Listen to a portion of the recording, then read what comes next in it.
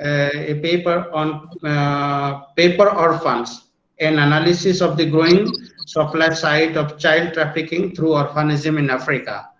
So it's going to be a very interesting, session. It is. So I'm just going to introduce Luis. Uh, Adeleye Olatunji is a researcher, trainer, and social entrepreneur, and a program analyst with the Canadian Red Cross. He has over a decade of experience in human trafficking and transnational research. He is a doctoral candidate at the University of Abuja, and his research focused on transnational migration, border administration, and national security. He is also grounded in community and international development program, conflict resolution, and peace building. So it is our pleasure, and we are feeling honored that Luis is accompanying us in this international webinar. So Luis, it is up to you. Yeah, hi. Good evening, good morning, and good afternoon, ladies and gentlemen. It's actually some minutes to 11 p.m. here in Canada, and I think it should be by the time should be like 10, 11 a.m. in Canada, in India, 9 o'clock. 9 o'clock. Right. So I want to appreciate the faculty, the university, all the planning committee for giving me the opportunity to participate in this webinar. And my presentation, as much as possible, I would like to crave your indulgence, as always, in all my presentation, that if you have any contribution, if you have any statistics or whatever that we can use to learn from each other, or that we can use to augment this work, you can send that to my email.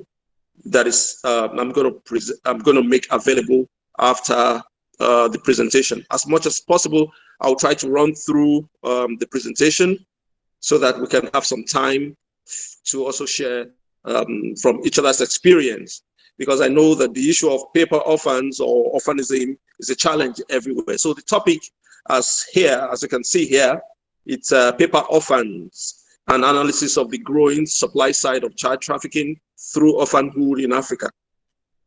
And the problem of this particular problem is not restricted to Africa. It covers everywhere in the world. And what I intend to do through this presentation is actually to attempt to describe the issues in Nigeria orphanages with regard to demands and sourcing. We'll also try to identify the disconnection that aid vulnerabilities of high-risk children. And we also try to identify the role that different stakeholders can play, you and I, researchers, the state, the law enforcement, some of the roles that we can play to address the issue of paper orphan, and also discuss some practical recommendations that we can apply, even and curb the menace of paper orphan. Now, Luis, sorry, your presentation is not visible. Can you go for the presentation?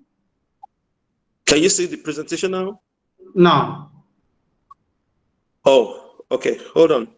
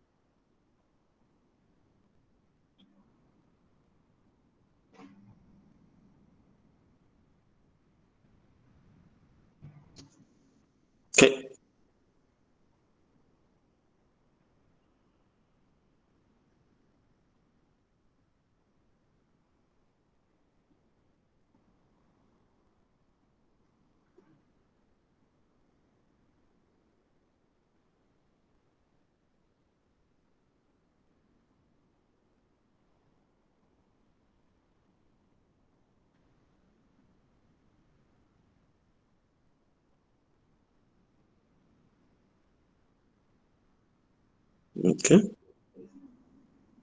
Can you see my screen now? Yeah. Can you see the presentation? Yeah.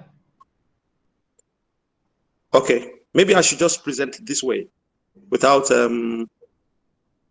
you can see the presentation now, right? Yeah, yes. Okay. Let me just make I will just increase and you know, I'll just use it this way. So Okay, it's visible, no problem. all right. So my paper presentation is actually paper orphans, and an analysis of the growing supply side of child trafficking through orphanhood in Africa, or call it orphanism. And basically what I intend to do through this presentation is to attempt to describe the emerging issues in Nigeria orphanages with regard to demand and sourcing. And some of these things also relate to a lot of other countries like Africa, even India and other part of the world. And I will also attempt to identify the disconnections that aid the vulnerability of high-risk children in orphanages, and also identify the roles of different stakeholders in the illicit demand for vulnerable paper orphans. And we will also try to discuss and elicit some practical recommendations for all of us to share. So basically, I think this research was actually born out of my own experience as a law enforcement officer with the Anti-Human Trafficking Agency in Nigeria. And in the course of my work, I worked on some cases, and it was actually painful to me personally, because when you have vulnerable children that you cannot help, then it becomes so painful. Now, I'm going to share this story before I go into the presentation. I've handled cases. There was a time we got some intelligence to investigate a particular orphanage in Nigeria, and I was the intelligence officer that processed some of the information that came from, our work. And at the end of the day, I discovered that this particular orphanage, all the kids that are there, 100% of the kids that are there are not orphans. They are not orphans. They are people who were either paper orphans or social orphans. And I went deeper, and some of the things that I saw are some of the things that we're also going to be talking about in this presentation. Also, there were times where I got some information about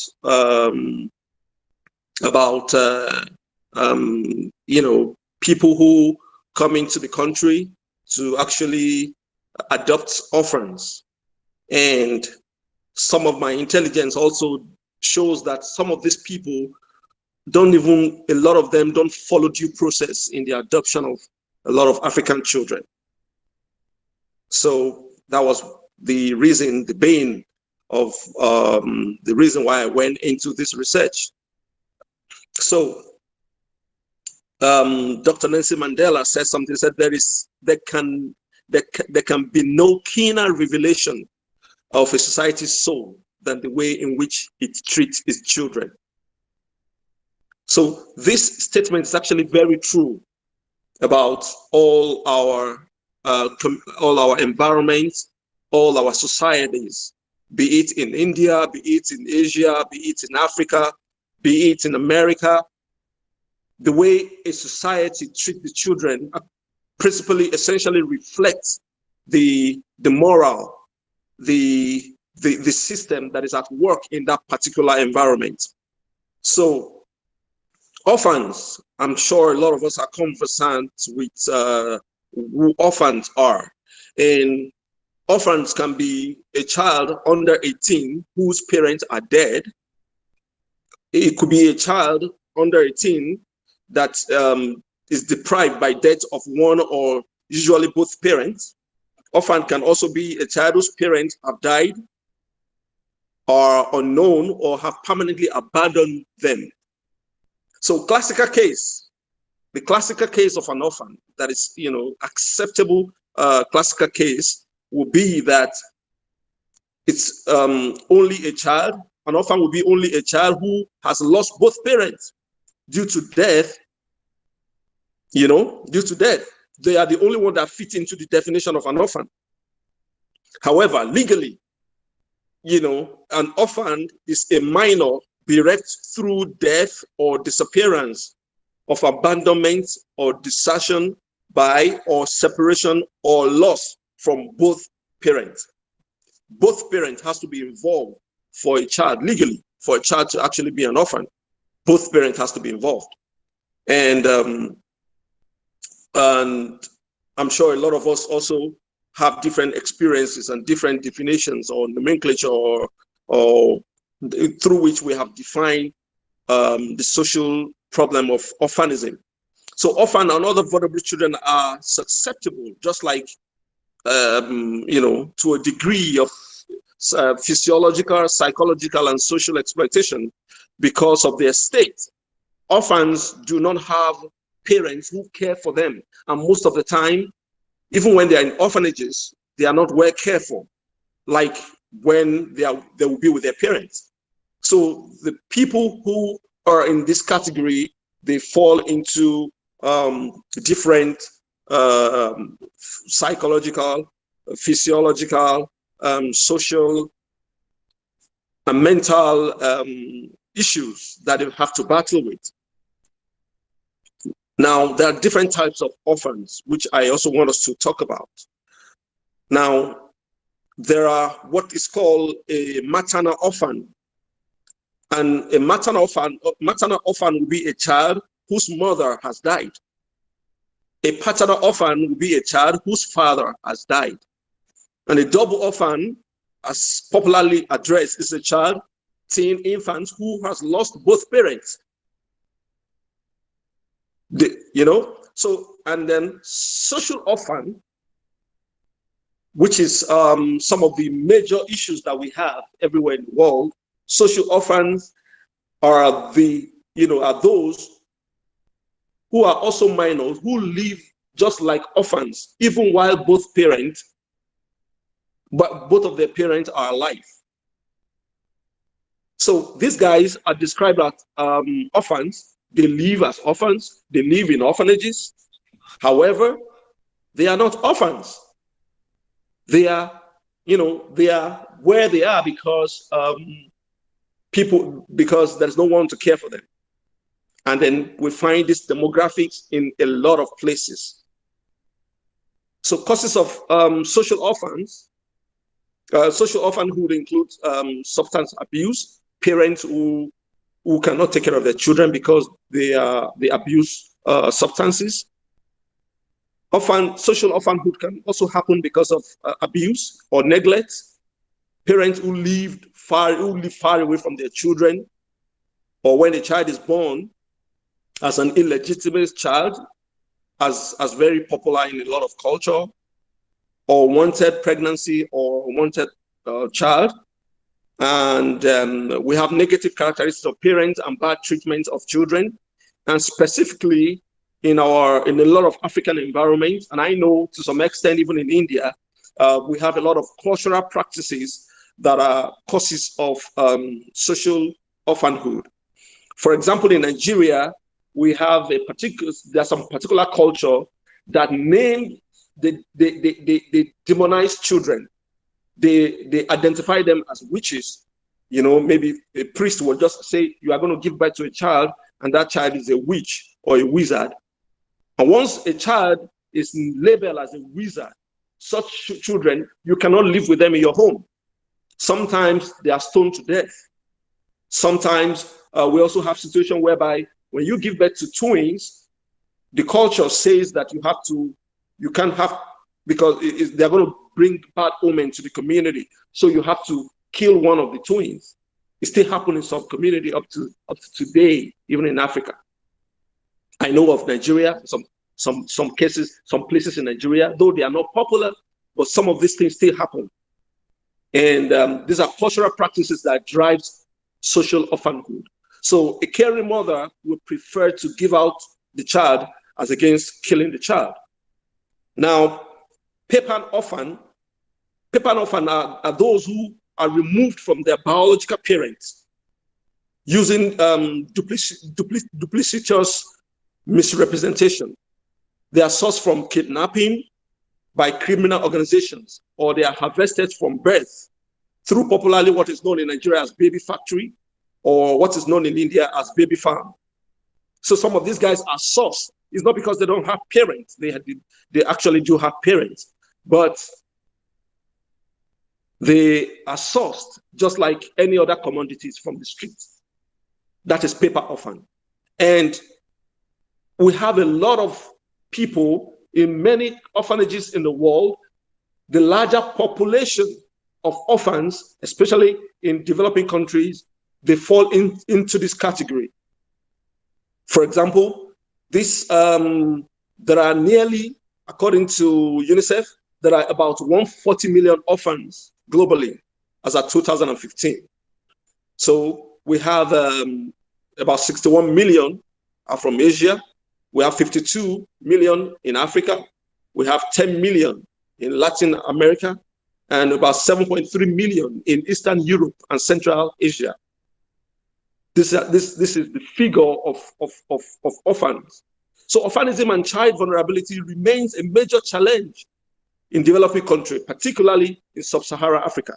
If you look at some of these figures, you will see that here we have 60% of the orphans in Turkey, they belong to this category. So each of them, at least they have at least one single parent that are alive. At least they have one single parent. Many of these children could return to their birth parents with the right support if they are given. In Bulgaria, 98% of children in orphanages are in this category. In Czech Republic, we have 99%. In Ghana, we have 90%. In Rwanda, 78%. In Indonesia, 94%. In Nepal, 85%. These are figures that are worrying figures. This is disturbing. So this goes to explain why orphanages are serious business enterprise everywhere in the world. So those are the same figure here. So in Africa, we have 52 million, which is larger than the population of Canada, almost times 2 of the population of Canada. That is what we have as paper orphans in Africa. 10 millions in Latin America. 140 million orphans globally.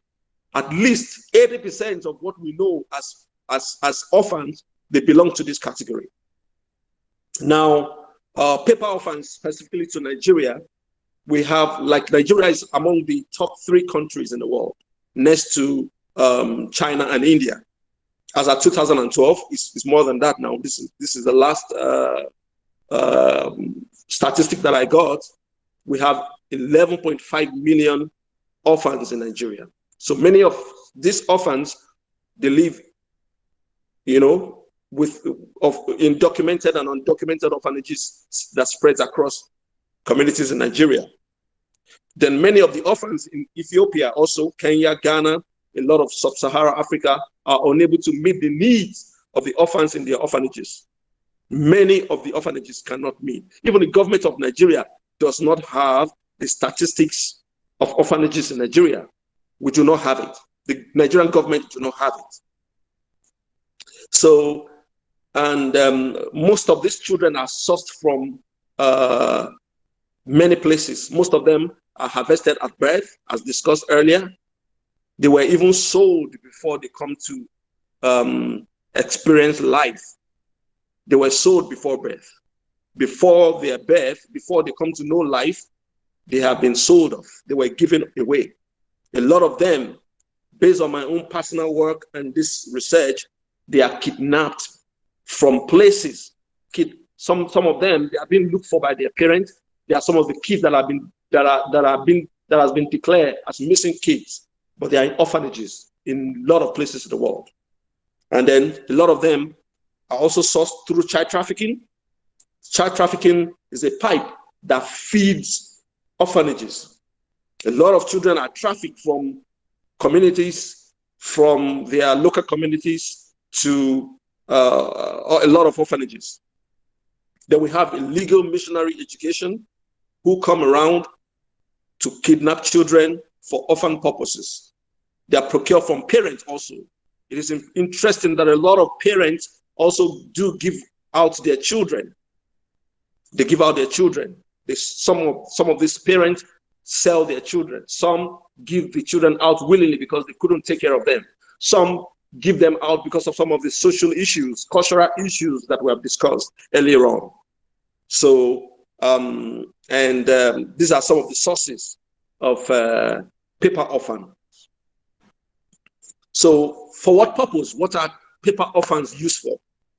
I practically put this there so that we can see that there are multiple ways, multiple usage, multiple purposes that paper orphans are being used for everywhere in the world, even in the developed countries. The paper orphans are used, for principally, especially in places like Nigeria, orphanage tourism, appealing to the emotions of philanthropists while also inducing illegal adoption. A lot of people every year, when people mark their birthdays at Christmas, Easter, New Year celebration, Salah celebration, many transnational organizations or like to go to orphanages to give them money, to give them foodstuff, to give them clothing, because it appeals to the sensitivity, to the sense of emotions of everyone. But when they get this proceed, they sell them and make money from those things. So if you want your orphanage to be doing well, you constantly need to have children in that orphanage, either they are legit or not. So people use children for orphanage tourism to appeal to philanthropists, to appeal to goodwill, to appeal to people who come around, who brings money. Some of these people, because of our spiritual environment, also some of these people, some pastors or imams are told them you have to go and bless or give something to the orphans so that divine power can also give you your own children. Then we have other severe exploitation, which include child prostitution. Yeah. Paper orphans thrive because of child prostitution. It's because of baby harvesting. There are people who actually have young girls who are also paper orphans, those who are below the age of 18, who are in orphanages, and they are impregnated by people, by networks, so that they can also give birth to babies. Yeah, so that is for that purpose also. Then they are used for child pornography, sex tourism. We have a lot of people who travel from developed world or everywhere around. They travel away from their area of popularity to Africa, to Southern America, to developing countries generally, to have carnal knowledge of children. We have a lot of them. Children from orphanages are used for this purpose. We have trafficking in organs and cells. Yeah. We have virgin cleansing and migrant farming. Virgin cleansing is a myth that says that a virgin can clean a man of a particular bad omen or disease.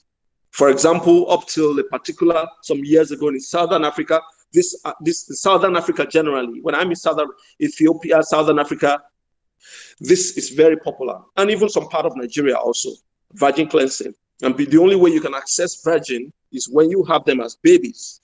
So babies are used to clean as for virgin cleansing.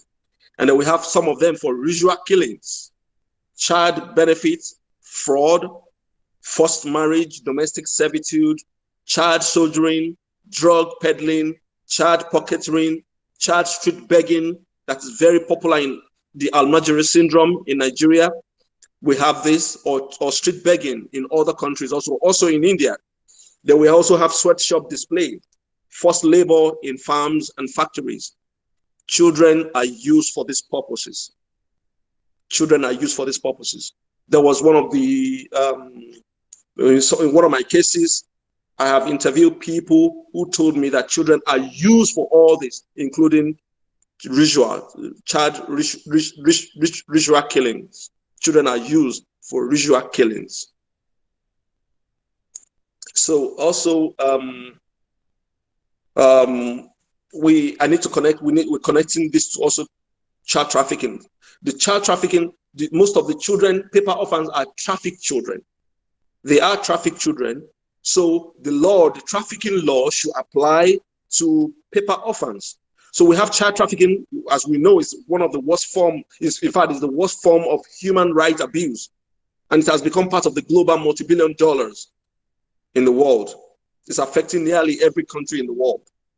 It saps the very potential of our nation by frustrating aspiration of our young children, boys and girls.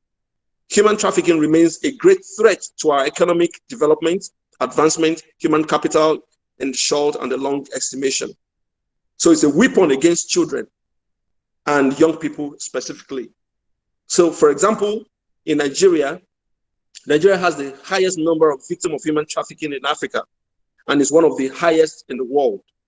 In 2018, the Global Slavery Index reported shows that estimated number of people living in modern slavery, also known as human trafficking in Nigeria, is 1.386 million. And if you can see what we have right here in this global figure right here, this graph right here, you can see how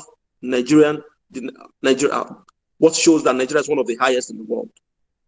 So at least 7 out of every 1,000 persons that are living in modern slavery, they are in Nigeria. They are from Nigeria. 7 out of every 1,000 persons. 74 out of every 100 people are vulnerable to human trafficking, also in Nigeria. 74 out of 100 people. Now, we also have challenges in African orphanages. The documented, meanwhile, let me say here that in Africa, for example, we have more undocumented orphanages than the documented orphanages, excuse me. For example, we have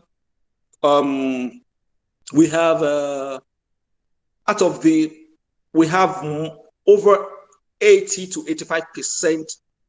The 80 to 85% orphanages in Nigeria are undocumented. They are undocumented and they operate illegally. So challenges in African orphanages, we have a lot of them are overcrowded. We have unqualified child caregivers in most of the orphanages in Africa. A lot of them they are doing the job because they are jobless or because they are coerced to do it. A lot of them are unqualified. Most of the orphanages are also, even the documented orphanages, they are understaffed. A lot of the workers there are underpaid staff.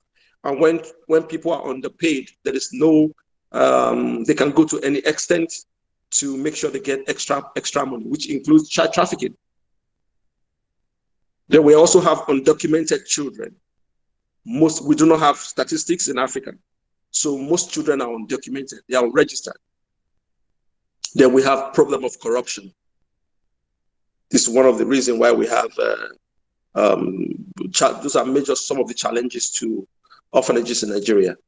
So I'm going to be talking about the mode of operation and how a lot of orphanages thrive in Africa. For example, we have upsurge of unregistered orphanages, home and foundations in Nigeria have led to high cases of missing children and even teenagers in school.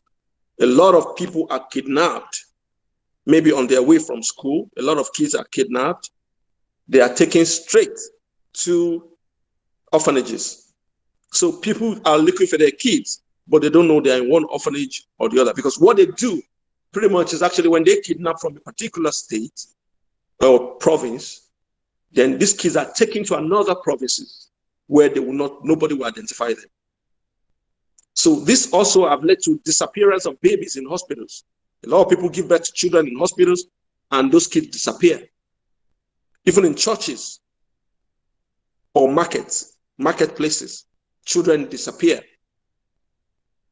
you know, and most of them are used for the purpose of paper orphans because it's a very rewarding business. So the trend, Arun, please let me know when I have some maybe like 10 or 20 minutes left. So the trend we have, yeah. So we have trend. So the trend is more of like a synergy between networks of human trafficking and some hospital officials. They work together. Yeah, some human trafficking rings, networks, they work with a lot of hospital officials to actually harvest babies, to get paper orphans. And we also have findings also confirmed that agents known as human traffickers work in collusion with hospitals officials to get babies, either illicitly, either paying for it, either from mothers who don't want the children. They source children from hospitals. Then there are also pretense of giving children good life in the cities. Boys and girls, you know, from villages are trafficked to the cities and dumped, display as well in registered structures called orphanages, home, and baby care centers, you know, and some of them are later sold for various purposes. Children are sold from these places. They recruit them from local communities, from villages, and brought into orphanages. And then we also have many poor families who are forced to give up their children in exchange for money because they do not have money. Take, for example, when you see families that have about 10, 12 children, sometimes they give out like 3 or 4 of them so that they can have money to take care of the remaining kids. Also, we have the recommendation that you know that will have to be. We need how do we that can help to curb the issue of paper orphans and illegal orphanages. We need strong legislation in the operation of orphanages. We need strong legislations, either in India, either in Africa, everywhere in the world. We need strong legislation. And I think that's a major problem that we have in Nigeria specifically. We do not have strong legislation that help to curb the issue of paper orphanages. Though the government of Nigeria is trying, but because of corruptions and because of weak data, we most of the time they cannot address this issue. Then we need to relax the local adoption laws. For example, it is difficult for you to adopt a law. It takes between a child in Nigeria, it takes years before you to adopt a child. However, in some of my experiences, in so many experiences, we have seen situations where people expatriate flies into Africa and under 2 days, and I mean it when I say under 2 days, they adopt a child and they're out of Africa, never to be seen again. The adoption law, for example, in my home country says that it's very strict. It says that even when you adopt a child, the child must have, the officials must go to look at those children. They must look at their well-being. They must ascertain that they are being well taken care of. However, when they are taken out of Africa, then it becomes difficult for them to, for social workers to supervise the well-being of those children. So we don't know, maybe those children are being used for a lot of illicit purposes, including sexual tourism, including organ harvesting, including, you know, pornography. Because once they are gone, they are gone. So this is a very difficult thing. So there is need to relax the local adoption law because there are genuine people, local people in Africa, in India, who want to adopt children. There are genuine people who want to adopt, but they are not given the opportunity because the law is stringent. It's too stringent for local people. However, expatriate, because of the bogusness of dollar, they are able to pay their way into getting children adopted in less than 2 days or 3 days, and they're out of Africa. So we need to also improve services in documented orphanages. There needs to be support from government. There needs to be support from good, well-meaning people. Services need to be improved. The staff has to be trained. They need to be well remunerated so that they don't fall victim or the human trafficker don't exploit their vulnerabilities. And then we also have, we need to give more trainings for social workers that interact with orphans. They need to be well trained. And I think I will end with the word of James P. Grant. He says, children should be the first to benefit from mankind's success and the last to suffer from the failure. For it is on how we bring up our children that our civilization is measured and our humanity is tested and our future is shaped. Thank you, ladies and gentlemen. Thank you for your time. I tried to rush through it. I tried to just make sure I got it today so that we can also have some times to ask questions and have some contributions from ourselves. Thank you very much.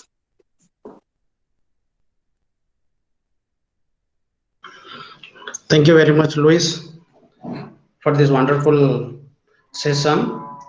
And you have clearly explained about the danger or the problem of trafficking related to the orphanism. Just I was wondering, this is the one of the area in the field of human trafficking least studied, and I congratulate you that you are working on this sector of the orphanism relation with the human trafficking, and I'm sure in near future we can hear more about your work related to this topic. You are absolutely right that the government, all the governments, including both the developed and the developing countries, they should have do the lots of effort for the proper documentation of the adoption of the child or the children. And I think I believe that without this proper documentation, we are putting the life of the children or the child in a dangerous situation. We don't know the person who is adopting the child or the children, whether it is the boys or the girl, for what purpose they are adopting. And I have seen in the African countries, in fact, in the Latin American countries, basically from the indigenous population, this kind of things happening. In fact, in India also, we have a lot of things happening about the child adoption, and we don't know what is the main purpose behind of the adoption. So I think your presentation has definitely generated so many queries and the questions among our participants. So now I would like to invite our colleague Dr. Suresh Chandra Murmu to coordinate the session and to take some questions so that our friend Luis can answer some of them. Okay, Dr. Murmu, can you? Thank you, sir. Thank you so much. The session, please. Yeah, thank you, Luis, for your wonderful presentation on a very important issue. And you have very rightly, highlighted in your presentation by defining orphan from different perspectives, and also the presentation highlighted different types of orphanhood, different causes, and also the global scenario in a very systematic way. And also, in your last part of the presentation, you have also mentioned very well that for what purpose the paper orphans are used, and the challenges to address this very alarming issue. So we have received many questions. So one by one, I'll be taking it. The first question is from Dr. Hussein Meher, and the question is, can you please explain about the problem of corruption in African country and how and in what forms it takes place? Your response, please. Yeah, pretty much. Thank you for that question. Pretty much the issue of corruption in Africa as it relates to the plight of children and as it's is a push factor for paper orphan and human trafficking is because there is not equitable distribution of the social the government resources, and where resources that are meant to educate the children, resources that are meant to help for the to provide health for children, resources that are meant to provide social support for children, when they are not available, the little ones that are available are being taken away by corruption. For example, I will tell you that in Nigeria, in my home country, Nigeria, as well as in other African countries, there is no social network for children. There is no procedure. There is no any single social network from the government that can protect children. The government does not have a home where they can put children, and it's going to be on government funding. Most of the orphanages are private orphanages, except some of them are pet projects of some of the wives of the government. They are pet projects, so some of the funds. The issue of corruption is a major problem in Africa, and where there is corruption, there will not be resources to take care of the younger one, which might push a lot of people into the category of paper or human trafficking. Thank you, Luis, for responding to the question. The next question is by J.S. Sharma, and the question is there any involvement of local militant groups in such type of trafficking? Say again, please.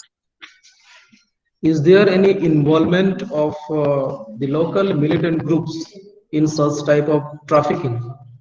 Yes. From research, we have seen that local militant groups approach orphanages to actually buy children that they use to prosecute their end.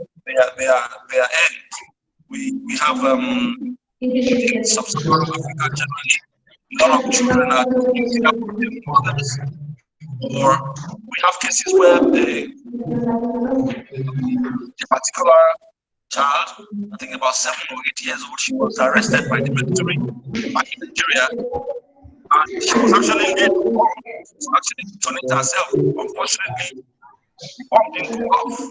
It was later understood that the parents of that girl sold her to look at the hand to be used for to prosecute their activities.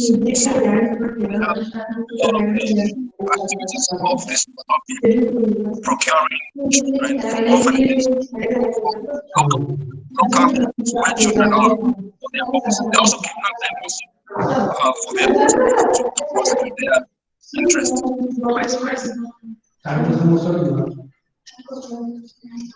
Thank you, Luis. The another question is it's a very interesting question. The question is, how can someone identify that child is a paper orphan or social orphan?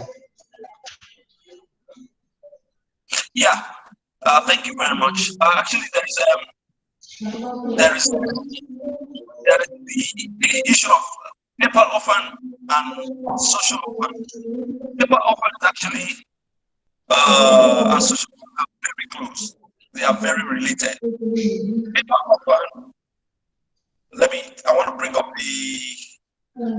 my slides where I talked about them. Now, paper orphans are people who are not orphans at all. They are people who were either removed, kidnapped from their biological parents. I'm talking about paper orphan right now. They are kidnapped from their biological parents. They are harvested at birth, right? They are bought and taken to orphanages. So those are paper orphans. Social orphans, however, are people who are not wanted by their parents. They are not wanted by their parents, so they give them off. So those people live like orphans in orphanages, but they are not orphans. Their parents are alive, but the parent doesn't want them. Those are social orphans. So they are very related. The problem, the challenges arising from them are similar. The problem is similar. However, they are a bit different. The line is the fact that paper orphans are kidnapped, procured, harvested at birth by their parents. Their parent doesn't even know, or are being sold by their parents. But social orphans, their parents don't want them. And we have this everywhere. We have them in Russia, we have them in India, we have them in Africa. In fact, we have a lot of them in Nigeria, where a lot of children have been demonized. They fall into the category of paper orphans. Some of our cultural practices does not allow parents to take up into their home children that have been identified by priests or by traditional priesthood as demons. They are not allowed to take those children to their home. So those children, some of them are in orphanages. They are paper orphans. Thank you, Lewis. Yeah. The another question is, what are the important shortcomings in local adoption laws if it falls to protect, if it fails to protect the child in adoption? Say again. What are the important shortcomings in local adoption laws? Okay, the shortcomings in, the local adoption law, for example, in many African countries does not make it easy for people who want to adopt easily. For example, we have a lot of Africans who want to adopt children. They probably do not have their own biological children, or either they already train their children, or they want, because in Africa or in a lot of our cultures, there is also this tension between sexes. Sexes in the sense that some families have girls, they want boys. Some have boys, they want girls. The local adoption laws in Africa, in Nigeria, for example, does not make it easy for people to adopt children. For example, it is at least 2 to 3 years before a local person can adopt, because you need to familiarize yourself, except you go through alternative means, or maybe you are very rich, right? But there are people who have the means. They are responsible enough to take care of children. They are willing, they are genuine, but the system does not. The local system, the local adoption law does not encourage those people to adopt children. And from, just like I shared earlier, from my own experience, we have people flying into Africa daily. We have people flying into Africa from developed world daily. In 3 days, I have seen those cases, not one, not two. In 3 days, they went away with human being. They went away with an African child. This is somebody we have never seen before. This is somebody the child had never seen before. And because they have money, they pay their way through the court, they pay their way through the orphanages, they pay their way through immigration, and they take those kids away. They get passports for children in 3 days, and they take those children there out of the country, never to be seen again. So we don't know for what purpose they are using those children. Maybe for pornography, maybe for sexual exploitation, maybe for organ trafficking, right? We don't know, but this happens. However, whether we have genuine people who want to take care of children, who are looking for children to care for, the law does not encourage them to adopt children easily. Thank you, Luis, for your wonderful response to all the questions. So on behalf of the organizing committee, I would like to thank you very much for accepting our invitation to present a very important lecture. So before we move on, I would request all the participants not to log out, because another lecture is coming up. So Today we have in this webinar on international migration and human trafficking. The last talk is by the Professor Arun Kumar Acharya. So let me welcome our next speaker, Professor Arun Kumar Acharya, and today he is going to speak on the topic 2030 Agenda on Sustainable Development and Human Trafficking, where India stands. So before I hand over the floor to Arun Kumar Acharya, let me briefly introduce the speaker. Professor Arun Kumar Acharya is currently a professor in the Department of Anthropology, Sambalpur University, Odisha, India. He is also the Nodal Officer of Center of Excellence in Regional Development and Tribal Study under Odisha Higher Education Program for Excellence and Equity, Government of Odisha, which is supported by the World Bank. So prior to accepting the current position in Sambalpur University, Professor Arun Kumar Acharya was a professor at Institute of Social Science Research, Autonomous University of Nuevo Monterrey, Mexico. So he is also the founder of Mexican Center for Migration and Human Trafficking Studies in Monterrey. So Professor Acharya has actively participated on drafting of human trafficking law in Mexico in 2012 and 2014. His book, Perspectives of Human Trafficking in Mexico, led most of the states of Mexico to reformulate their local trafficking law.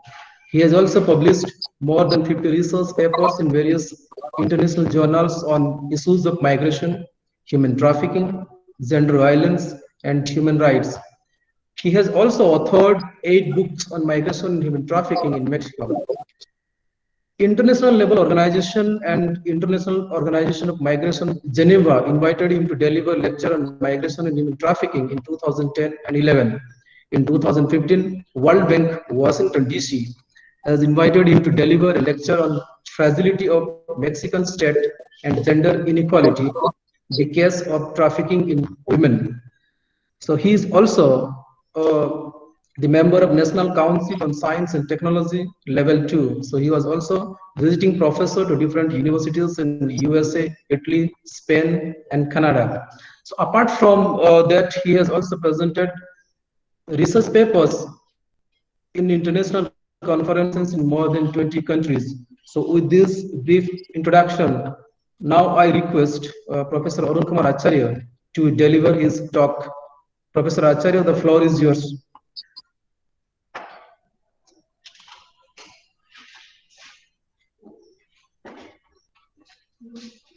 Professor Acharya, kindly switch on your audio.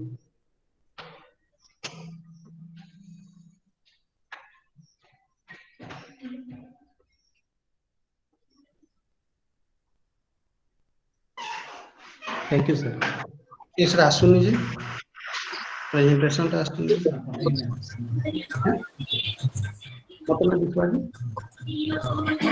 Sorry, F5. F5 double tone, sir. No. Okay. I am audible? Hello? Yes. Okay. My presentation is visible? Yes. Okay. Thank you, Dr. Murmu, and thank you all for being here. And this is, as Dr. Murmu said, this is the last presentation of this webinar. And I'm just going to speak something about which is, very much important for everyone, for the case of India. So I have prepared my presentation on the 2030 Agenda to Sustainable Development Goals and Human Trafficking, where India stands. So I have analyzed the position of India in the international level, how far the India has done work on to achieve the SDG, that is the 2030. So my outline of my presentation, I'm going to speak something very briefly about the definition of human trafficking, and then I'm going to a little bit elaborate the objective of SDGs, that is 2015 2030, and overview of human trafficking in India.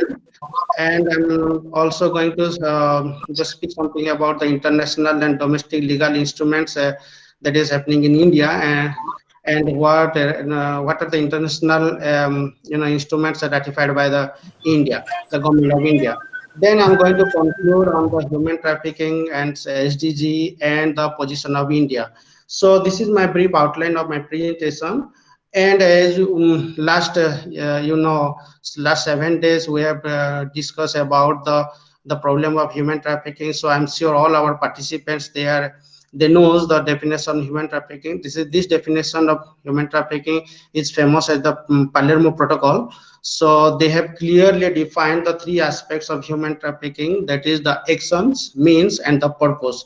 So the actions should be the recruiting, transporting, and the harboring and the receiving of a person, and the means, in which means you are taking that person. So that means should be the threat or use of force or other form of coercion.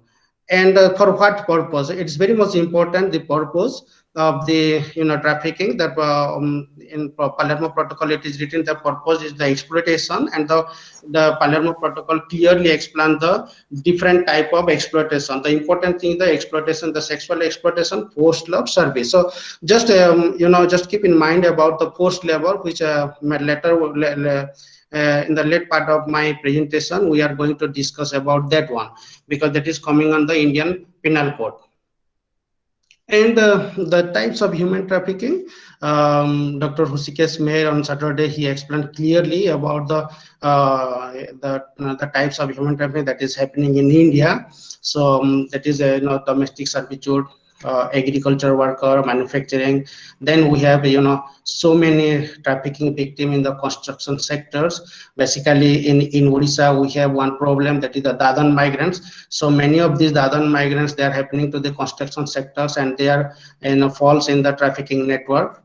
Then we have the health and the elder care, and the hair and nail salon, and the stripping club. So these are the the major types of human trafficking that is happening in and around India. But the three most common of human trafficking is the sex trafficking, forced labor, and the debt bondage. So how one can know whether that person is the victims of trafficking? So this is the information I have taken from the United Nations, and the United Nations is clearly indicates that there should be signs of that their movement is controlled. So generally when the person is trafficked, their movement is controlled, that controlled by the traffickers or by the pimps.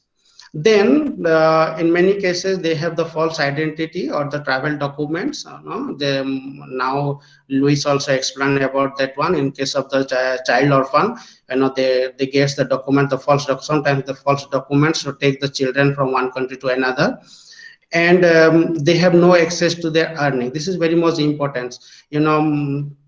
Most of the time the victims who work in the sexual exploitations, whatever the money they charge to their clients, they do not have access to that earning. Generally the pimps or the traffickers keep that money, and they used to say that at the end of their work, that means after 5 years, 6 years, 10 years, they can take their money, and that is never happened. That never happened. The another one is unable to negotiate the working condition. We all know that is they have to work almost 15, 16 hours, sometimes 20 hours also. They cannot negotiate about the working condition or the working hours, and they have the limited or the no social interactions. They just confined to that area.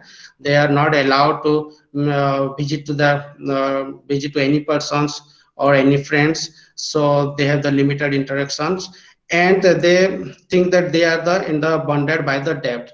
Basically it's happened that when the traffickers or the pimps, they always say that we have we have given this much of money to your parents or to your owner, and you have to repay this much of debt. No, so this is unending process, and they always think that we have the debt and we have to work for our owner or for our the pimps to repay that debt. So these are the the important signs of the human trafficking. Okay, coming to the objective of sustainable development goals, we all know that in 2015 the United Nations released the objective of sustainable development goals, and it includes the 17 objectives. Prior to this one, we have the Millennium Development Goals, and it included the 8 objectives. And in 2014, they evaluated that, that Millennium Development Goals, and the many countries they have, worked lots on that Millennium Development Goals. However, there are some objectives left, and the United Nations they refined these development goals, and they have included other objectives, and and they have to work, all the countries they have to work for the next 15 years, that is 2015 to 2030. And for the first time in the Sustainable Development Goals, the United Nations set some targets on the eradicate of slavery, human trafficking, forced labor, and child labor by the year for the year 2030. If you see, if you remember the Millennium Development Goal, it was not there. There was some mention about the gender equality, women empowerment, but they didn't include about the eradication of the human slavery or the human trafficking. So this marks very important that for the 2030s for all countries, how we are going to work to eradicate the problem of human trafficking, forced labor, and the child labor. As I said, there are 17 objectives in the Sustainable Development Goals. The objective 5 include the gender equality. In this objective, we have so many targets, and the target 5.2 clearly mention about the eliminates all form of violence against all women, girls in public and the private spheres, including trafficking, sexual, and other types of exploitation. So this is very much important that that we have to all the countries have to work when they are working about the gender equality. They have also need to address the problem of human trafficking and the sexual exploitation. Then in objective 8 is the decent work and economic growth, and in target 8.7 it is mentioned take immediate and effective measures to eradicate forced labor and end modern slavery and human trafficking, and secure the prohibition and elimination of the worst form of child labor, including recruitment and use of child soldier by 2025, end of child labor in all its forms. So that means another 5 years left for India to end the problem of child labor on its all forms. Okay, including the different including the sexual exploitation of children, all these kind of things.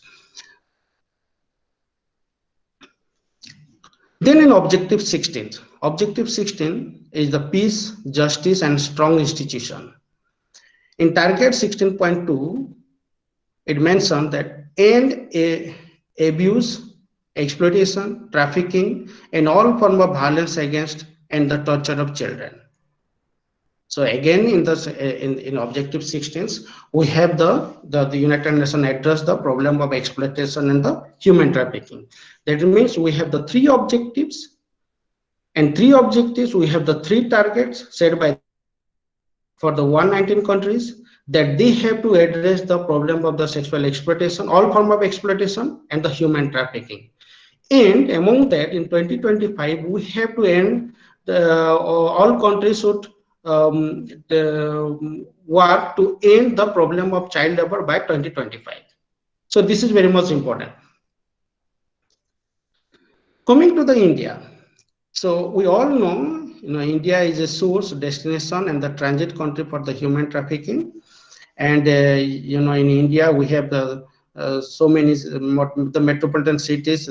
You can find the where millions of sex workers working, and one of that is the Mumbai, and Mumbai where we can find more than 100,000 of sex workers are there, and it is also known as the Asia's largest sex industry, And the interesting factor is that 40 to 50% are under the age of 18 years.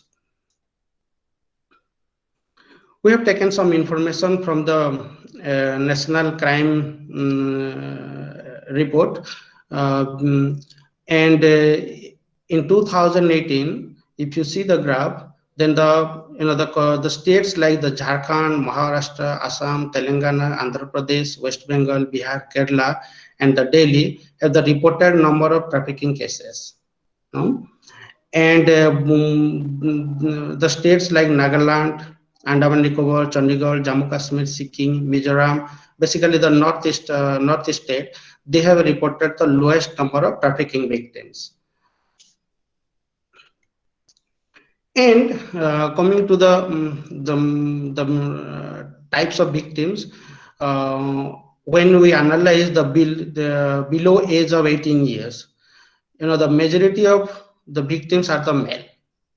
Okay, and that is the 27%, and the females are the 21%. And when it comes to the above 18 years, you just see how the number of females, the number of female increase. So that means that 42% of females who are the trafficking victims, they are more than 18. Their age is more than 18 years. So it is, just if you analyze this one, so it oriented us where this kind of explore the trafficking, the victims, the trafficking victims goes. And the next graph, if you see, so the majority of the trafficking victims, they are in the traffic for the purpose of sexual exploitation for prostitution. Okay, so just the earlier graph, you just see the number of females, the above 18 years, and just you relate this one, so you can find that most of the majority of the women who are at the age or above the 18 years, they traffic for the purpose of the sexual exploitation. Then the second one is the forced labor, and we have some other regions also. You can also find the cases of forced marriage. And then we have the cases of child pornographics and the domestic servitudes. So this is the information I have taken from the NCRB.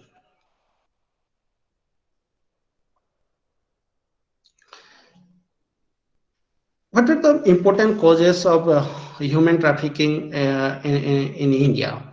Dr. Hrusikesh may explain clearly about this one. So the first one is the poverty. Then we have the problem of education and the unemployment or the underemployment also there. Then we have the slow agricultural developments. This is the wrong written. There's the problem that we have the high industrialization. Then we have the harmful traditional and the cultural practices, like we have the Devadasi. Okay, there also in Madhya Pradesh there is a tribal community, the Bedia community. They have also some of the cultural practices, and in Andhra Pradesh and Maharashtra we have the Jogini. So these are some cultural practices that also leads to the human trafficking. Then we have the family and the individual factors, and we have the dowry system. So I'm not going to deep inside about the causes, because Dr. Hrusikesh may explain about this one. Just to have to overlook about these causes. So now coming to the main part of my presentation, that is the international and the domestic legal instruments. In the international legal instruments, what India has ratified, that is the first one is the Convention on the Rights of the Child, that CRC, and its optional protocols. And India ratified in the year 1992. Then we have the Convention of Elimination of All Form of Discrimination Against the Women, which is also known as the CEDAW, and India ratified this convention in 1993. Then we have the UN Convention Against the Transnational Organized Crime against and its protocol on trafficking, and India ratified in 2011. In 2003, India ratified the protocol to prevent the suppress and the punish trafficking in persons, especially women and children, and above convention. Then we have the regional, that is the SARC Convention on the preventing and combating the trafficking in women and children for prostitution. So India has ratified all these international instruments, and it is very much important that every year India submit the report about the development or the what the work has done in the country in related to the human trafficking problem. And coming to the Indian legal instruments, then we have so many legal instruments. That is, the important is the Indian Penal Code. We have Indian Penal Code in Article 317. It's defined about the human trafficking. Then we have the Immoral Trafficking Prevention Act, which is amended in 2006. Then we have the Child Labor Act, Juvenile Justice Act 2006, Prohibition of Child Marriage Act 2006, and the POSCO 2012. Then we have the Bonded Labor Abolition Act in 1976. That means India has also lots of legal instruments to work to combat the problem of human trafficking in its all form. On one side we have the international instrument which is ratified by the India, and this we have the Indian legal instruments to address the problem of human trafficking. And apart from that, our country has some national policy and the plan. That is, the first one is the national child labor policy, which explained about the prohibition of child. They have the different plans how to address the issue of child labor in the country. Then we have the national plan of action to combat trafficking and the commercial sexual exploitation of women and the children. Then we have the National Plan of Action for Children, Integrated National Plan of Action to prevent and combat trafficking of human beings, National Policy for the Empowerment of Women. So there we have the series. There are so many others also available. There is some, in many documents I have seen that we have the Ujjwala. So recently and after 2014, the government has taken so many initiatives to empower the women. So this, directly or indirectly, these policies are related to, to empower the women, and in some sort, they also try to control the problem of human trafficking from the grassroots level. And then, according to what I analyze, the strategy to tackle the trafficking in India, the government of India, they are taking initiatives. Now they are working in three ways to handle the issues of human trafficking. One is the prevention. In preventions, the government of India, they are addressing they try to address the root causes of human trafficking, like as I said, the empowerment of women. Then we have the regarding the girl child education. And so there are so many the initiatives and the policies initiated by the different governments in India. Then we have the unemployment problem, issues like money in the case of Manerga. That government is providing the incentives to the both the women and the men, so that they can work in the local areas, and it will help them to not to migrate to other areas. And in case in many times happens when they migrate, they falls in the trafficking network. Then we have the awareness rising. I think this last 2 years I'm in India, so I have not seen so much about the awareness rising.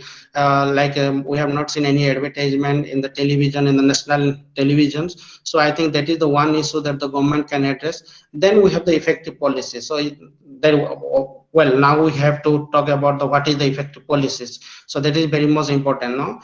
So any policies the government initiated by any government, that is effective. But how it is effective, that you have to work for that one. So you have to address in the different level, from the central level, state level, and the Gram Panchayat level. So you have, I feel, my perception is that we have very good policies in India from the central level and the state level, but it is not coming well to the panchayat level. I think that we have to work on that one, how we can make effective all policies in the panchayat level, because most of the time the sarpanch, they are not aware about these policies. Basically, I'm telling about in the case of Odisha, the region where I belongs. So when you ask about any sarpanch, they are totally unaware about these policies. In fact, when you ask about the problems of human trafficking, most of them, they are totally unaware about the the concept of human trafficking. So that is one thing or one areas we need to address about that one. Then we have the protection. Okay, and for protection we have the enforcement, empowering the victims, the human right based approach. But many times the third one, the human right based approach, I think Dr. Hrusikesh Meher, probably if in the line, maybe in the Q&A session he can address about this one. I feel that we need to work about that, and that human right based approach. Sometimes the government of India, the criticize in the international level when they deal with the victims, they are not working properly in the human rights based approach. So that is very much important. And sometimes the human right based approach also collide with the cultural aspect. So so lots of debates are going on about that one. So I think that we need to address about that one, how to protect the victims. And the third one is the prosecution of the victim, that is the criminalization. Most of the times I feel that we criminalize the victims. Now suppose when I was doing my field work in the Kamatipura areas, and many times the Maharashtra police, when they leave the woman or they take the woman during the raid, so they think that they are the criminal.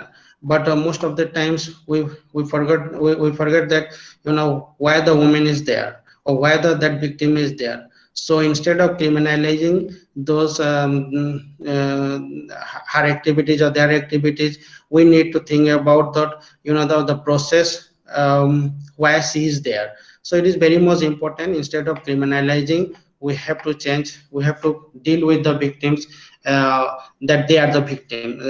They are in a victim approach. No. And we have to another one is the investigation. So I have many times I spoke with Dr. Hrusikesh, because he is a police officer, and he used to say me that there is a clear investigation. They have to prepare the report and they investigate where that victim is there now, whether it is a male or the female, whether it is a victim of sexual exploitation or the forced labor. Then we have another important is the sensitization of the stakeholders. So I think this is an important aspect that we have to deal with that one. So many times we are not sensitized about the problem. And stakeholders, when I'm talking about the stakeholders, is the different, like I include the NGOs, I include the academicians, and the other private sectors also. So we are not sensitized about the problem, and we need to address about the sensitization, how to deal with the victims, how to not to re-victimize. And one of our presentation, he spoke about the stigma. Sometimes it's happened that when we come to know that the woman who works in the prostitution, and now he or she is our neighbor, then we stigmatize to him or to her. So that means we are not sensitized about the problem. And then we have the international cooperation, and we have to work with there are many victims from the Bangladesh, from Nepal, and our other neighboring countries in India. So we have to deal with our international, neighbor, and how to address the problem of human trafficking. So this is the strategy that that government of India they have. Okay, but we have to also find out how much this strategy is working properly. Then I'm going to address about the human trafficking, sustainable development goals, and the India. So basically, I have taken the information from the two sources. That is, one is the trafficking in persons report, that is 2019, and 2020 report is yet to come. And you can also check these two report. It is available in online. And every year, the Department of States of USA, they prepared a report of human trafficking, and they have ranked the countries in the in four ranks. So one is the tier 1, then we have the tier 2, then we have the tier 2 watch list, and then we have the another one, tier 3. So just about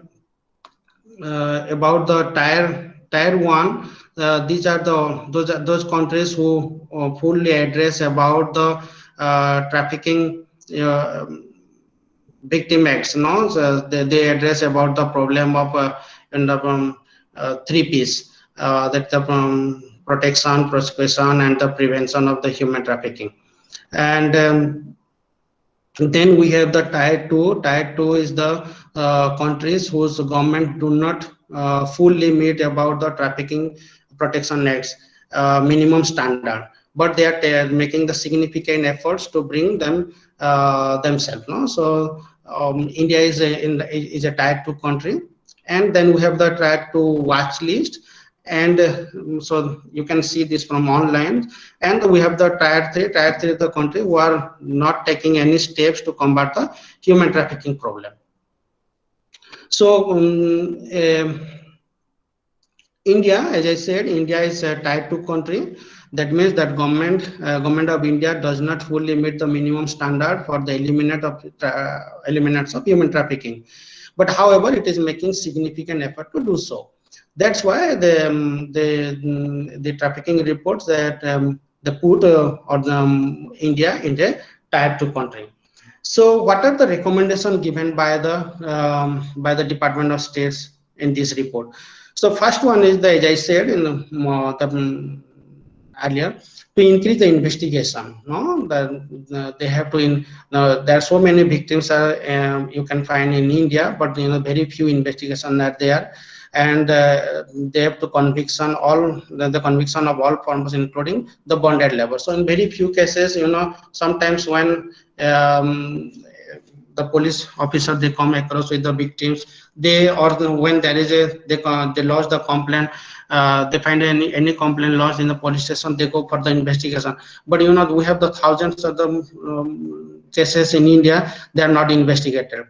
Then we have the vigorously investigate the allegation of the social complicity of human trafficking. So this is very much important. The complexity of the human trafficking. We have the economic problem. As I said, the economic causes are there, demographic causes are there, cultural, social causes are there. So we have to address this kind of issues to combat the human trafficking, and that is one of the recommendations given by the Department of States.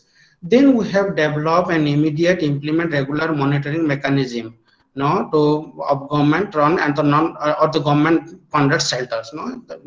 Many times the shelters also, if you remember, last year there are so many questions raised by the shelters home.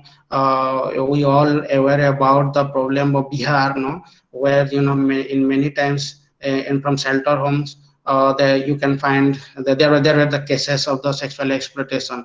So that's why if you see the 2016 or 15 or 16 report of the human trafficking, they didn't mention about the shelter homes, but now they have included, because there are so many shelter homes in India where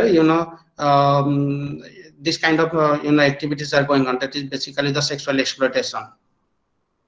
Another recommendation is the establishment of anti-human trafficking units in all districts. So that is very much important, and I think this kind of establishment of anti-trafficking units definitely empower to the authorities, basically to the authorities, to deal with the problem of human trafficking.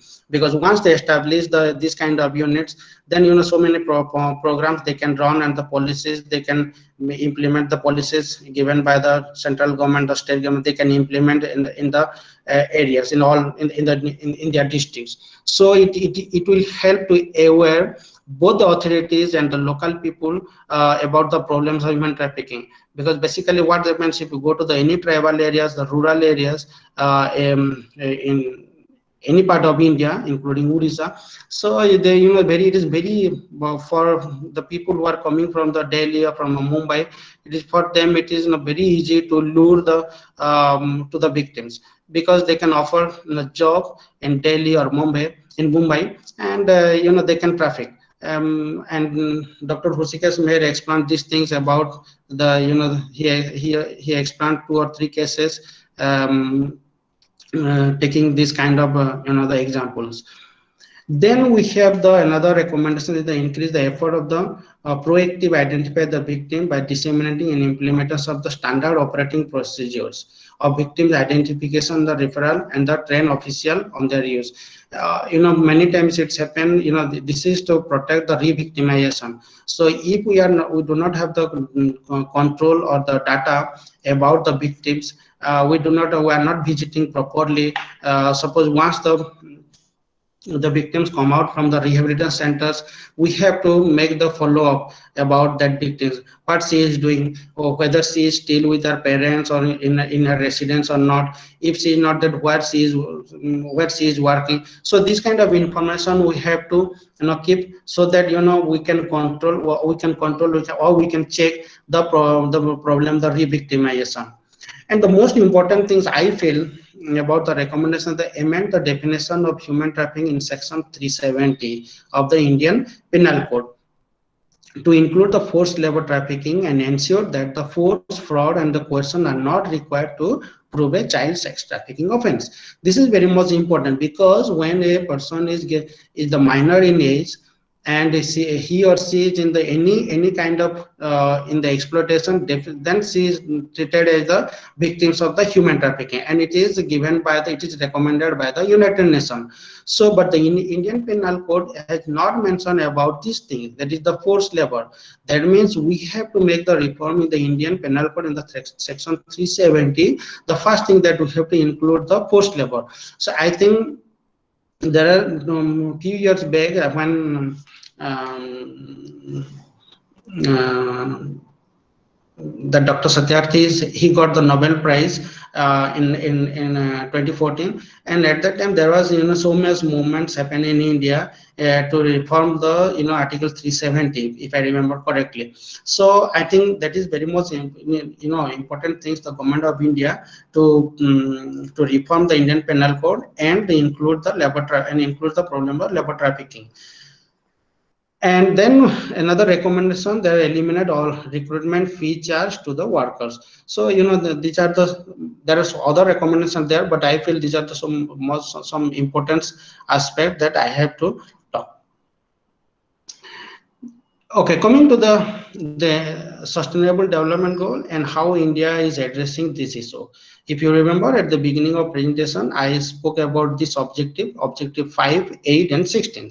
So objective 5 is the gender equality and how India is dealing with it. So this is the this information I have taken from the report given by the Niti Aayog, and if you see, they have there is some mention about the population. I'm sorry. That is the proportion of actual crime. Okay, so this is the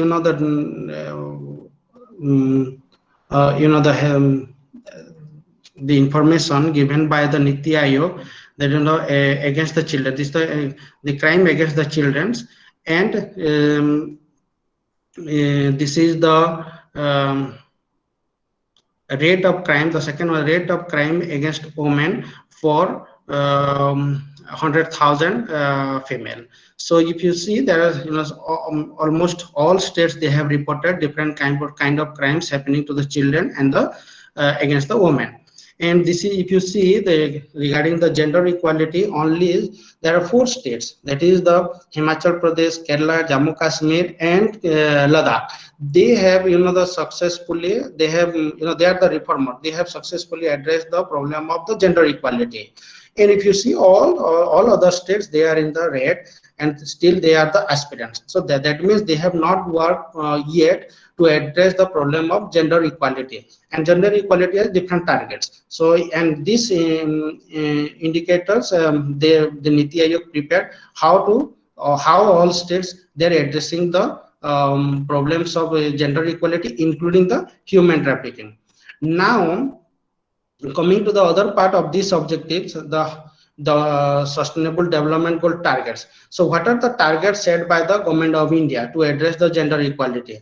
The first one, the government of India said the end all form of discrimination against the women and the and girls everywhere. So if you see the national target value, they have set at the 954. Okay, but if you see the 5.2, if you remember correctly about, then I talked about the 5.2 about the human trafficking, that is the eliminate all form of the violence against women, all women and girls in public and the private spheres, including the trafficking and the sexual and other type of exploitation. That means government of India has not set any target yet. Okay, that is mentioned at the 0. So the target value is 0 here. That means is already we have spent the 5 years and the government of India has not addressed any target how to deal about this issue.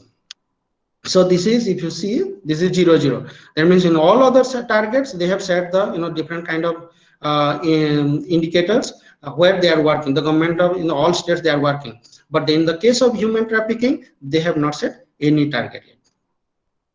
Coming to the decent work and the economic growth, which is the objective 8. If you see the objective 8s, they have addressed so many. They have addressed about the number of bank accounts. They have addressed about the employment rate, labor force participation. So many issues are there. But when I check about the target set by the government of India, that means that there is a missing of target 8.7. The target 8.7, that is mentioned by the United in Sustainable Development Goal, that is the take immediate and effective measures to eradicate forced labor and modern slavery and human trafficking and secure prohibition and elimination of the worst form of child labor. That means in last 5 years, the government of India has not set any target how to address about this target 8.7. Okay, in objective 8. In objective 16, that is the peace, justice, and the strong institution, the similar things happen. The government of India here they have mentioned about the cases of the number of trafficking victims. This Niti Aayog, this information has taken from the NCRB, National Crime Record Bureau. They have taken. That means in that report they have mentioned about the number of victims or the rate of victims. But now when you check about the target, in one side they have mentioned about the government of India recognize, okay, that we have the victims, but how to deal with that victims, how to work on that one. That means in the 16.2, then again we will see the 0 0 0. That means in also 16.2 they have not set not any targets or any indicators to work. If you see in the justification of target value, you see that one, the indicator is aligned with the Sustainable Development Target 16.2. 0 has been set as the target for achievement of 2030, implying the complete elimination of cognizable crime against the children. So that means that in other indicators, the government of India, yes, they are working, but when you talk about the problem of the sexual exploitation, all form of exploitation of the trafficking, the government of India has not targeted any value yet. So this is all about my presentation. I'm open for any suggestion and any questions from the presenters. So Dr. Murmu. Thank you, sir. Thank you, Professor Acharya, for your wonderful presentation. So on highlighting SDG in Indian scenario and also giving us brief insight of the 17 objective of Sustainable Development Goals, and also giving the Indian scenario regarding different aspects of international law ratification as well as the national law available for this particular issue. So we have received a couple of questions, and the first question is on: is there, as you have already mentioned that we have the international law and as well as the national law. So is there any conflict between the international laws and the national laws with respect to this particular issue in India? Okay, thank you very much. for this wonderful question. Yeah, definitely. I think yes, there is some conflict because if you remember, I mentioned about the Indian Penal Code, no? So in one side, the India has ratified the Palermo Protocol in 2003, but they have not reformed their Indian Penal Code. In international law, when you talk about the human trafficking, they speak on the forced labor. But when you go come to the Indian Penal Code, then there is the missing of the forced labor. So that is the very important that when you are ratifying the international convention or international laws available, and you have to make reform your national legal instrument according to that one, because you cannot have the two different instruments to deal with the same problem. Okay, and that's why we have those kind of complexity in India most of the time. Because of that one, the government of India is not properly reporting to the in an international level. You just go to the problem of human rights. Now every year the Human Rights Commission, the United Nations Human Rights Commission, they criticize the India because they are not dealing properly with the human right. Because of that one, because there is some the law available on human right in India is not properly compatible with the international. So that's why I think there is some difference, and it is the time to you have to make the reform. Okay, one thing you can do that one. Okay, you can say that, okay, I'm not going to ratify the international convention. I'm going to deal with my own proper law. There are so many countries, they are doing like that. Okay, they are not ratifying all the international convention. They are adopting their own laws or the policies based on their circumstances. No, so you can do that one. The India can do that one. But one side you are ratifying the international convention, and other side you are not, modifying your own legal instrument, national legal instrument, and that's why I feel that's why we have that kind of problem at the international level. Thank you, sir. Another question is how COVID-19 as a pandemic is going to affect human trafficking in India in future? Well, this is a very good question. I think it's not going to affect. It is already affecting. No, you can, the COVID-19, the lockdown, the complete lockdown of 3 months in India, has created so many vulnerability. Basically, the lower level of our society.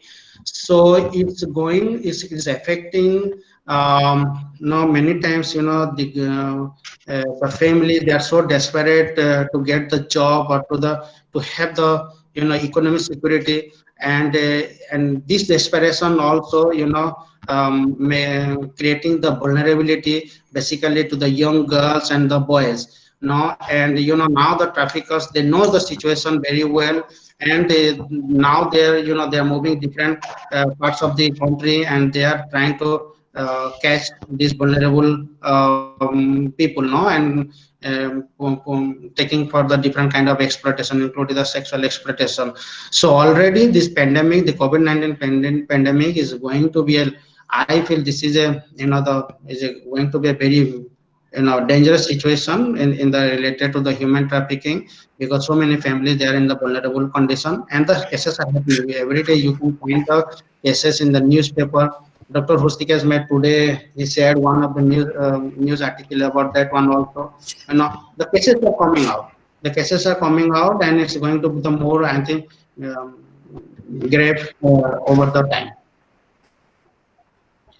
Thank you, sir. Another very important question is what is the condition of women and child trafficking in northeast region of India? Sorry, can you repeat the question? What is the condition of women and child trafficking in northeast region in India? Okay, your voice is cutting. What is the condition of women and child trafficking? Child trafficking, okay, in northeast India. Northeast region of India. Okay. So look, There are cases. There are cases. My perception is that no state has left where there is no problem of human trafficking, whether it is a transit or whether it is a destination or whether it is origin. I feel there are some cases in the northeast India regarding the child trafficking because. My assumption is that tribal populations are there, and so the traffickers, they move in that area to get traffic to the basically the young girls and the child. And another thing is that I have not done any field, not yet done any field work in that area. But my assumption is that what I have found in the case of United States and the Latin American countries, when we talk about the sexual exploitation, the sex market, no, the sex market, if you see the characteristics of sex market, they have the peculiar characteristics. One is the sex, this market they prefer, I'm sorry to mention, to mention that this market, but there are so many, you have the demand and you have the that is selling of the women and the young boys. That's why I say the market. In that market, there is a preference of the young girls or the young boys, and one of the things, a fair skin. Okay, the fair skin. And if you go to the Kamatipura, you can find in fact in Calcutta also, you can find so many the victims from the Nepal and from the the northeast. Okay, and sometimes they hesitate to say that because of their appearance they are from the northeast, but we in Kamatipura, we have seen so many victims from the northeast, because and these victims, because the traffickers, they prefer because of the fair skin and the because of that one, no? And so this is the characteristic, and I don't have any the specific data about the northeast, but I feel there are so many victims from the northeast there in Kamatipura in Mumbai. Thank you, But sir. that is something that we have to work on. We have to find out whether how many victims are there and to where they are. Basically, one of the things is that I was working with. There is another international organization that is the GATW, GAATW, and the base is in Bangkok, and they were saying that there is a route from the northeast to the Thailand. So basically, from that area, from Vietnam, okay, and from the northeast of India, they used to traffic the girls and the boys to the Thailand, basically to work in Thailand. There is a place that the Pattaya, and which is very famous for the sexual tourism. So in that area, you can, so what she was reporting, that you can find from many victims from the northeast India. But this is the one topic that one need to investigate about that one. Thank you, sir. The last question from the participant by Anuradha is there any issue of, incidences of paper orphan trafficking found in India, and what are the national instruments to protect orphan children? Okay, good. Thank you very much for that question. But I cannot say you because I have not investigated about that one. But there must be cases about the trafficking or orphanism related to the trafficking. The thing is that so many adoptions are going on in India. People are coming from the Europe, from America, and they are adopting the children. And but we don't know what Luis was saying, the main purpose of their adoption. Maybe in the 90% of cases, they have the good sense of adoption. But what about the rest 10%? So I think India is one of the countries that where the adoption is not that much difficult. So people are people are coming from outside and they're adopting the children. Another thing is the similar kind of things happening for the Middle East. They are basically from Middle East people are coming and they're adopting the girl child, basically from the Muslim community. That also we have to address about those kind of things, because there are lots of trafficking from the south, particularly from the Andhra Pradesh and the Middle East. And that also related to the somehow related to, they have the what I have information from the different report that they get married with the girls or the young girls, but there sometimes they also there is some adoption, and the people from Middle East coming to this area and they adopt the child, and later they put her in a different kind of the exploitation, and one of the concubines, that also we need to address. So legal instrument, in the case of legal instruments, I'm sorry for that one. I don't have much information about that, but there are so many. Definitely there are some instruments that they are legal instruments to control this kind of problems. Thank you, so sir. here I want to suffix Professor Arun Acharya in this regard regarding the adoption law. Now in India, adoption law has become some kind of stringent since 2014. So there is a system that is the Para and Sara, state adoption and rehabilitation agency and central adoption and rehabilitation agency. So in India, the adoption of children has become something stringent, and now it is very difficult to adopt the children illegally. So I want to say here that it is a stringent law nowadays in India, and so far as the Northeast state with regards to the trafficking of women is concerned, there are some cultural practice in Northeast states. So some tribal people, they have made some cultural practice that so much girls they have to some persons have to traffic from that particular group of tribal people from the Northeast states. So this is the situation. Hello. Yes, sir. Okay, so this is the state of the adoption law in India and the cultural practice of trafficking in terms of the trafficking of women and girls of Northeast state is concerned. So I want to present another point here, that the investigation towards the trafficking of women in India. So there are so many challenges with regards to the investigation of trafficking of women in India. Like what in the first day webinar, it was pointed out that the police has some difficult situation to know that actually who are the persons, those who are on the move from one country to another or one part to another on the in search of the labor, or who are the persons actually those who are being trafficked by the traffickers. So there are so many challenges and with regard to this investigation, and also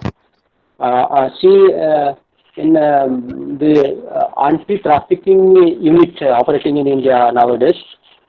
So anti-trafficking unit is in pen and paper it is a separate unit, but actually this unit, the workforce, the men, the personnel working in this unit, they are having some multifarious work to do. That's why this unit is not taking care properly, especially solely for the problem of human trafficking. Okay, thank you. Thank you, Dr. Musikes Meher, for your important inputs. Professor Acharya, there was another question. So I'm sorry. The last question is by Amanand Ali. The question is, the boundaries between trafficking and prostitution are often blurred. Blurred. Has prostitution and trafficking changed in today's world with reference to India?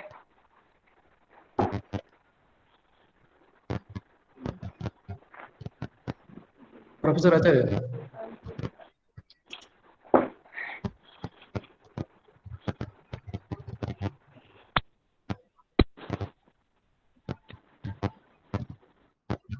Hello.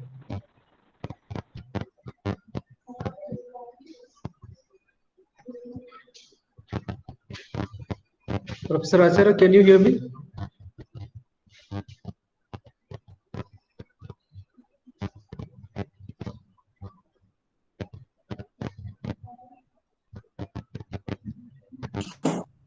I think he might need to refresh his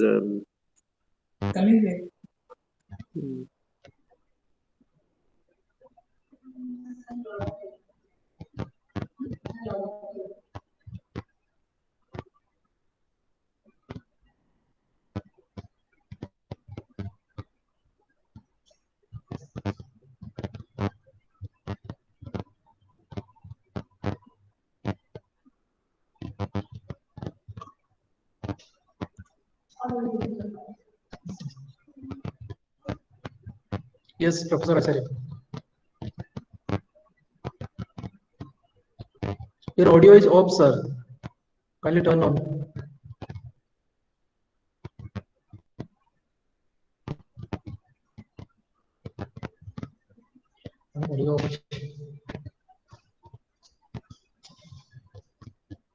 I think he might need to refresh his page.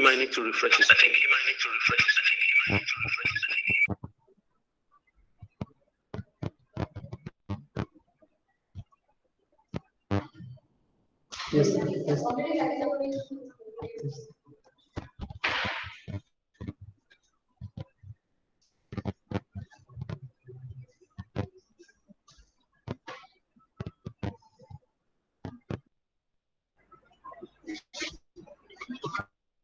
Okay, there are some problem. Yeah, audible. Okay, there are some problem in my laptop. So, can you repeat the question again? What is the boundary? The boundaries between trafficking and prostitution are often blurred. Yes, prostitution and trafficking changed in today's world across India. Okay. That's an interesting question. There is I don't think there is any changes in the prostitution and the human trafficking, but one thing is that in the case of India, now the earlier prostitution was somehow it was culturally and socially accepted. No, suppose if you go to the Devadasi system now in other tribal community also there are many practices are there. Somehow it was accepted, not socially and the culturally. But thing is that the one thing I have seen the change, that is the stigmatization of the victim of the human trafficking who are in the prostitution. That is one of the things. Because why the stigmatization? Because now we are thinking that they are because of problem of the HIV/AIDS now, and there is the many studies have conducted on that one. The impure body. Okay, there is one author about this probably that is the body. You can see how the body of the victim of prostitution, that is they treated the impure, and so the social and the cultural perception has changed recently. The women who are in the prostitution. Earlier, if you see in Indian society, the women who are who were working in the prostitution, they were socially respected. No, the example as I said, the case of the Devadasi. In fact, if you see in one of the cultural practices in West Bengal, suppose when during the Durga Puja, to make the idol of the goddess Durga, they bring the soil from the the red light area, because we feel that those areas are they are the pure. So those perceptions were there at that time, but now the perception has changed about how we see the body of those victims. So that is the only perception. Only the changes I think have changed. But another thing is the another changes I have seen the dynamic the operation of this of victims. So earlier the prostitution when the you can say that the self decision, the many girls or the boys that decided to enter to the prostitution. But now there is a clear network. Earlier what happened, there was no kind of exploitation, but now you can find the exploitation, lots of violence are there, the control of teams over there. So nowadays you can see the commodification, the commodification of the young girls or the boys. So that's the things are happening nowadays. And if you see the data, nowadays the victims, sorry, the clients, they are preferring to the victims of the very younger age. So sometimes you can find the girls of the 9 years old, 10 years old, 11 years old, they are in the red light areas. So these kind of the commodification of the bodies are happening more nowadays. So this is the the changes I have seen since the time. Thank you.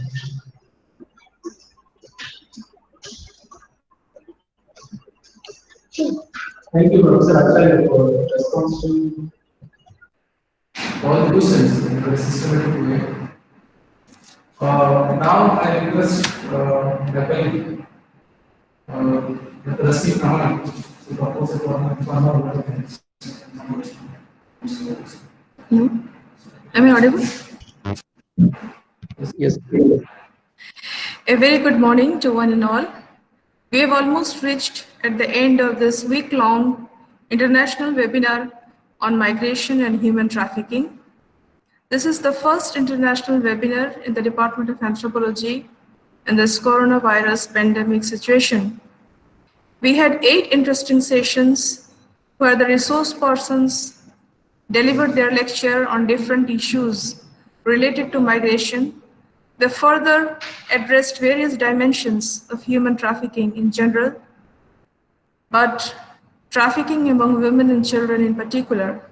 They discussed the different plans and policies for their protection as well. It was quite pity to listen to the commercial sexual exploitation among the children.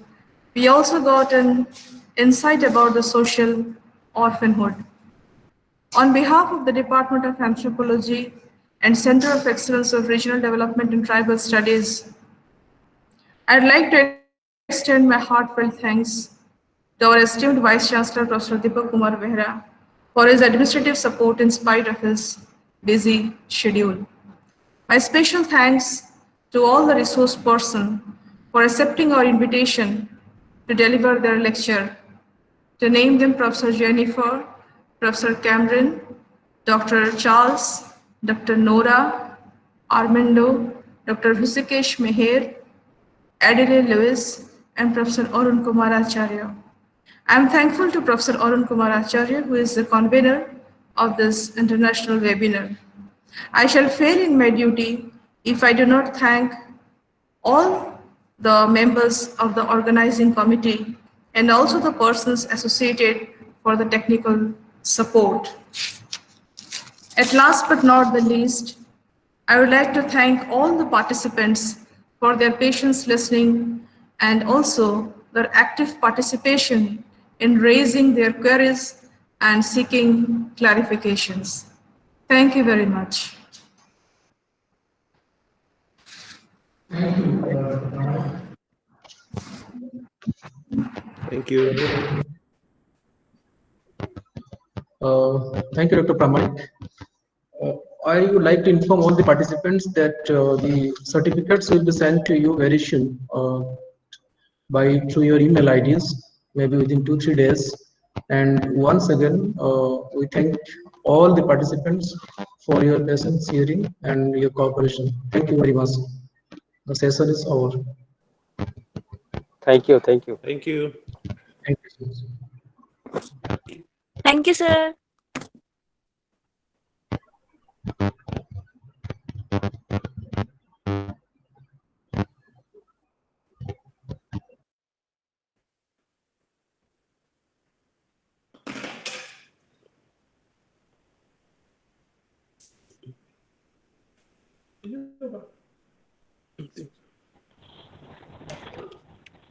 बहुत ଭଲ ହେଲା ଅରୁଣ।